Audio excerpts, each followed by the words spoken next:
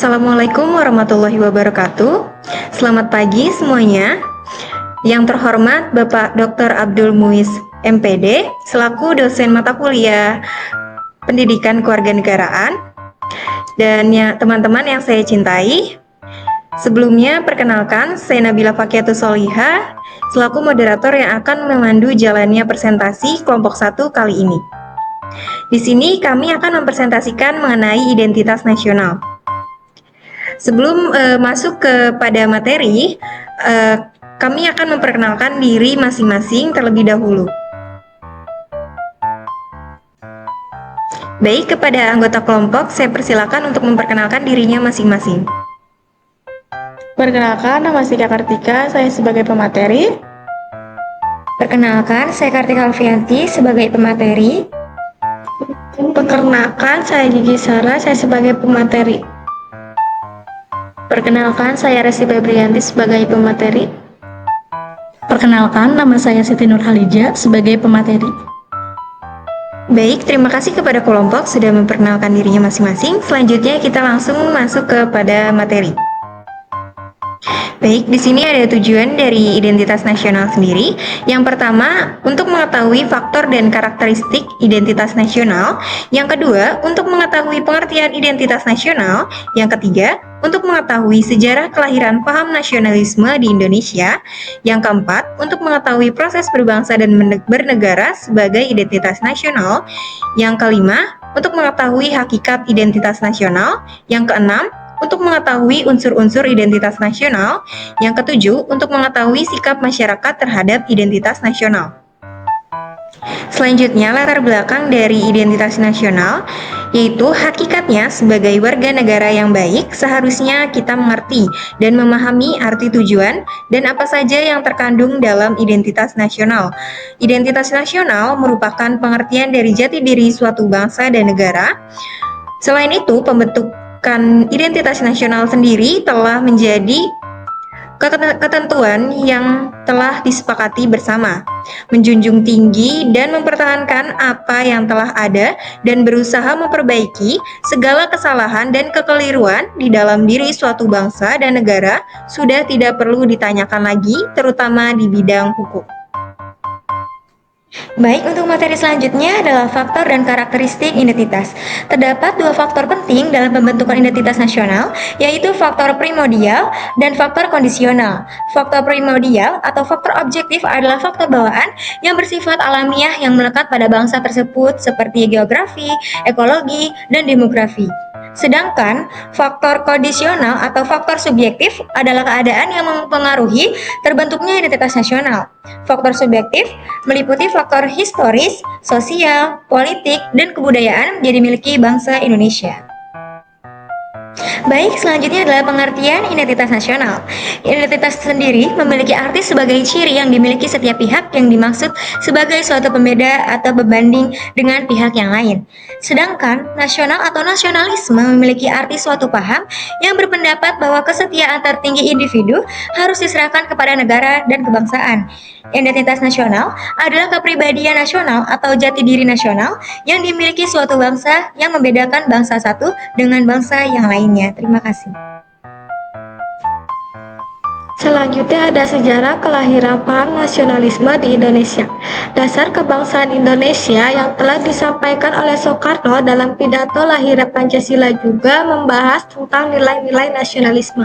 Ketika membahas tentang sejarah nasionalisme, kita dapat melakukan penelusuran jauh ke belakang lagi dengan kajian yang dilakukan oleh DUT 2005 tentang bagaimana benih-benih nasionalisme di Indonesia mulai dari bergelora ketika era pergerakan nasional periode 1920-an yang pada saat itu adalah sebagai wujud dari adanya sebuah sistem politik yang diterapkan oleh pemerintah India Belanda, yaitu sebuah sistem politik etis yang kemudian pada akhirnya menjadi salah satu bukti bahwa nasionalisme telah ada di Indonesia. Selanjutnya ada proses bangsa dan bernegara. Bangsa adalah sekelompok dasar manusia yang memiliki bersama nasib dalam proses sejarahnya, sehingga memiliki persamaan waktu dan karakter yang kuat untuk tinggal bersama di suatu wilayah tertentu. Untuk membentuk suatu kesatuan nasional, negara merupakan satu wilayah di mana terdapat sekelompok manusia yang melakukan kegiatan pemerintah.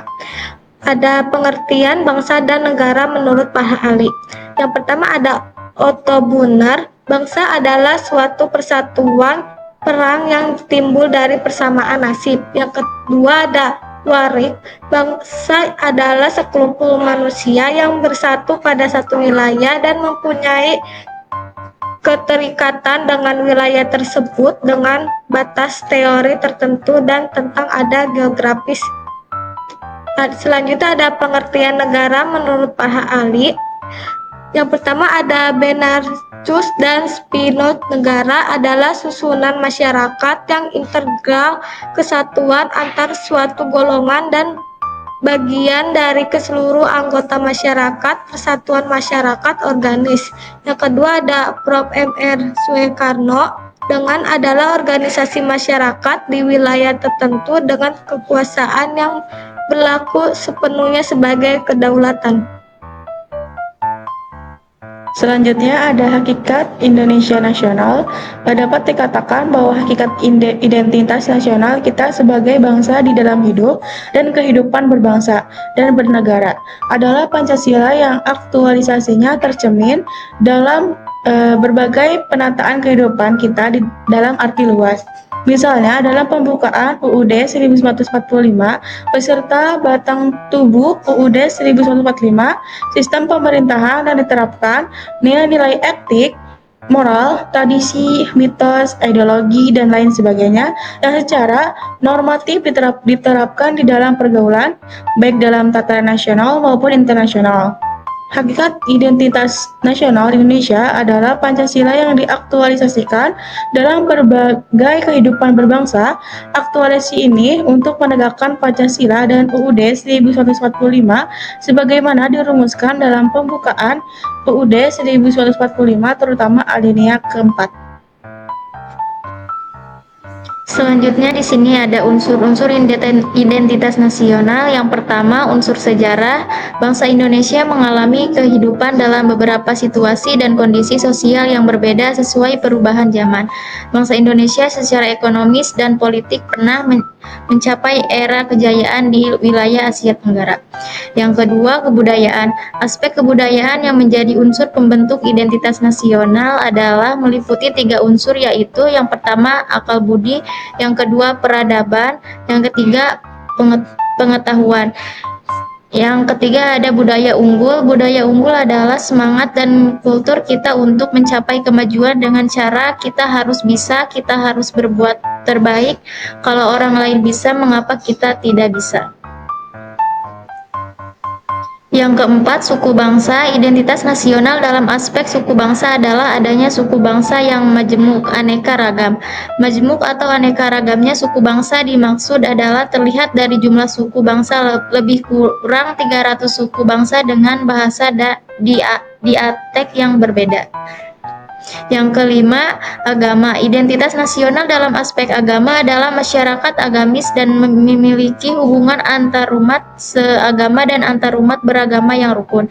Negara Indonesia mengakui multi agama yang dianut oleh bangsanya, yaitu Islam, Katolik, Kristen, Hindu, Buddha, dan Konghucu.